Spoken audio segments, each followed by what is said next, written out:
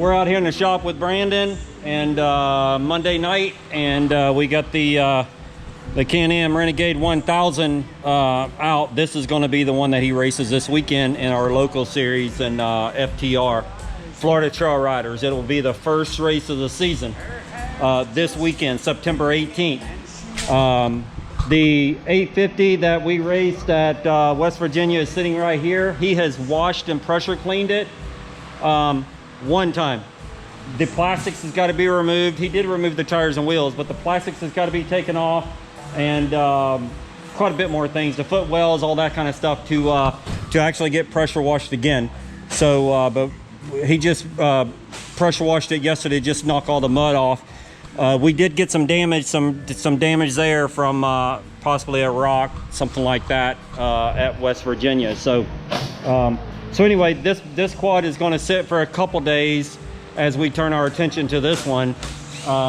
We have ordered a few parts and pieces that we noticed right off the bat for that one, but this one needs I had to put number plates on it. At NF Florida Trail Riders, they require number plates front and rear.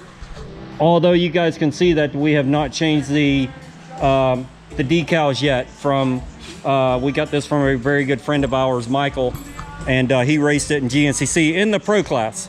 So we are waiting on our graphics to get here from Spider Graphics, and it will be Brandon's colors and logos and that kind of stuff. But tonight's project is he had to put the number plates on it. I washed the trailer. Got the trailer all washed up from the race this past weekend, and it's hot. Got the couple fans going out here, but anyway, I know we got to do that. He's got to change the tires and wheels. These are the zero offsets. Brandon doesn't like those. He just can't get, just haven't figured out how we want to use them yet. These have tire balls in them also, and so but he doesn't like those. So these are the ones that he runs here, even though it makes the quad a little bit wider. Brandon seems to think that the quad handles a little better. Hurts him a little bit maybe in tight woods and all that, but it does handle a little bit better. But so Brandon, what are we thinking? What all we got to do? Belt change, air filter, tires and wheels, oil change, and then also we're going to get to the front end. Not tonight, but we're going to get to the front end possibly tomorrow or Wednesday night. So that's what's got to be done on this particular quad here to get ready. This is a YFZ 450 that Brandon has been using for practice before the 4x4 days. This quad's been sitting for a little while, but you see the shocks on the seat there. We just got those back from our buddies over at B&R Motorsports. These are the B&R Motorsports Springers. They go on a 16 450, a 2016 450 that Brandon has over in the other side of the shop over there. But Kyla, Brandon's girlfriend, is wanting to ride this quad this weekend at Florida Trail Riders, the first round of the season, instead of her Honda. We found some stuff on it that we got to get adjusted and tightened up and replaced and that kind of stuff, but we got to get ready. The Honda TX 450 and the 850 has got to be ready to roll out of here by next Wednesday night. So I think Kyla's going to try to ride this one, although we have some work to do to it. Got some tires and wheels, got to do an oil change, got to do a service and that kind of stuff on that. But and then also put those shocks on there. So we can put the Fox floats back on there. One of them blew out, so that's the reason why we had the other shocks on there. But all right, we're getting ready to get to work. Let me turn a few more fans on and get it cooled off in here. I turn a couple of them off because you can't hear over those darn fans. But one day we'll get air conditioned out here, maybe. If I sweet talk my wife.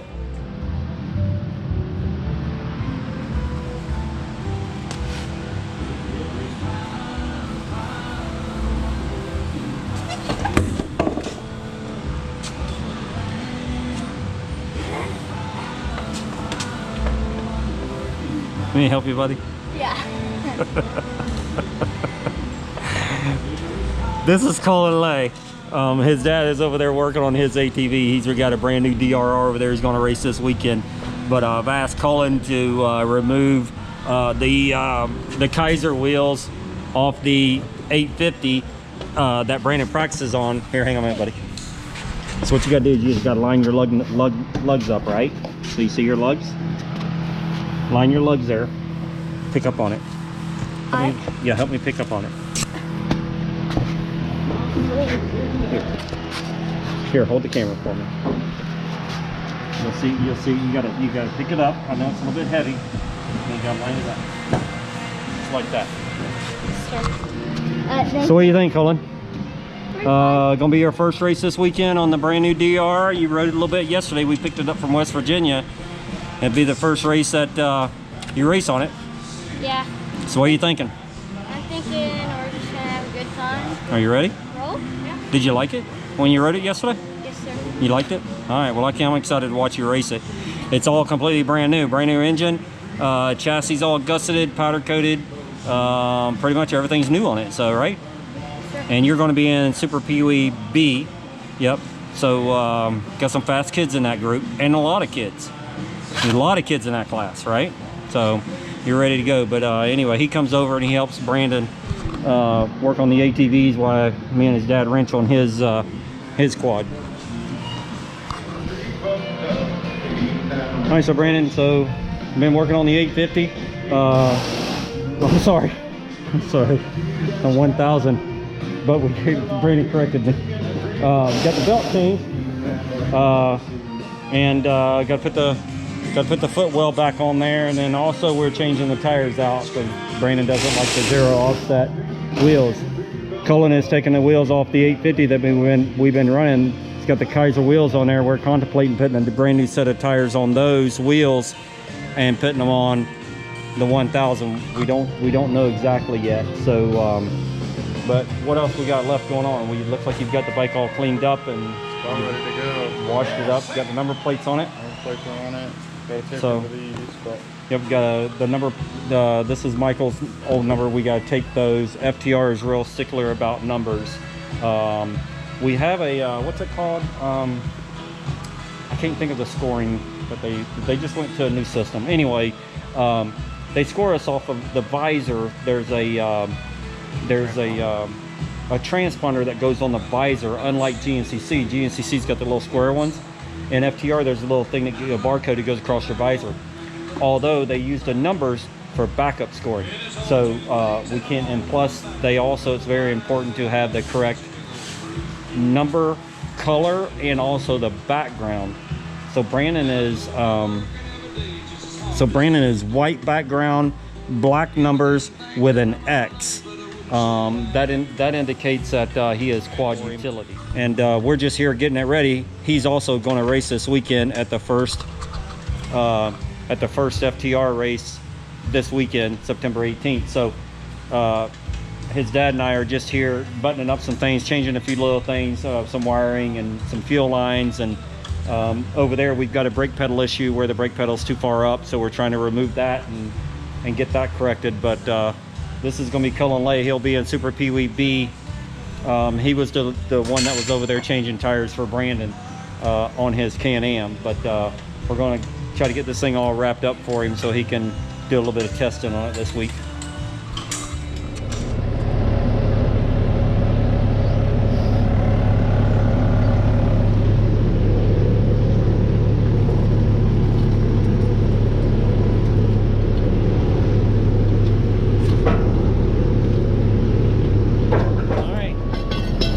So they're all done. That's the redneck way of doing it with a big tire machine. So not saying that's the best way to do it.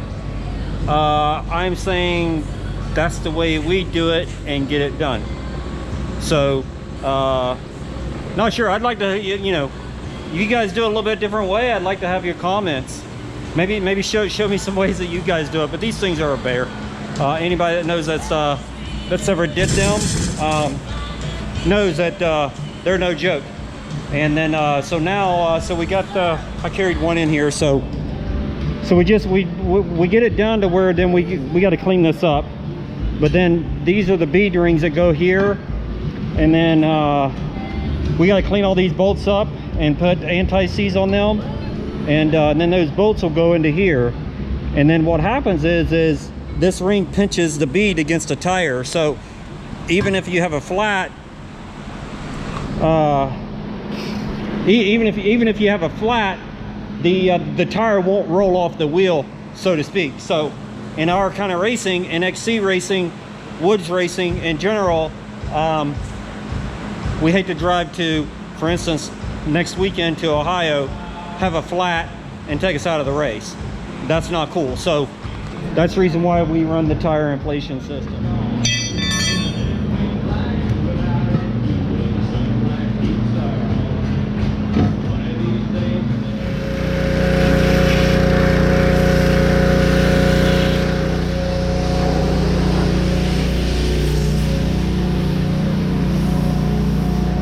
Uh-oh, where did it go?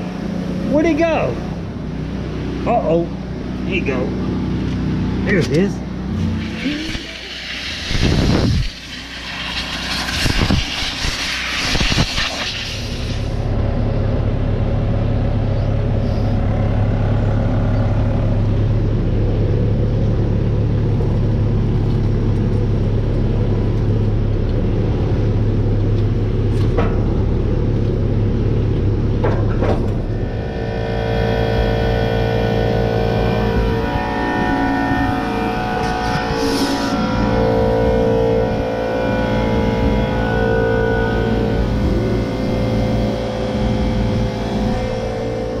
Watch out.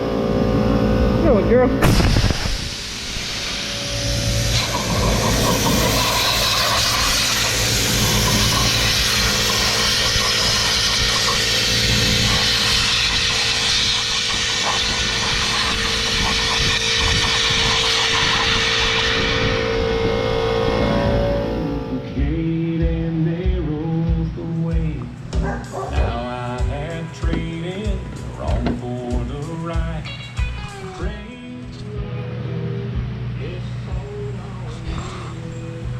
All right, we've finished up the Can-Am Renegade 1000. It is on the ground, and Brandon and I just got done wrestling those tires, and got the tires swapped out, and this machine is ready to race.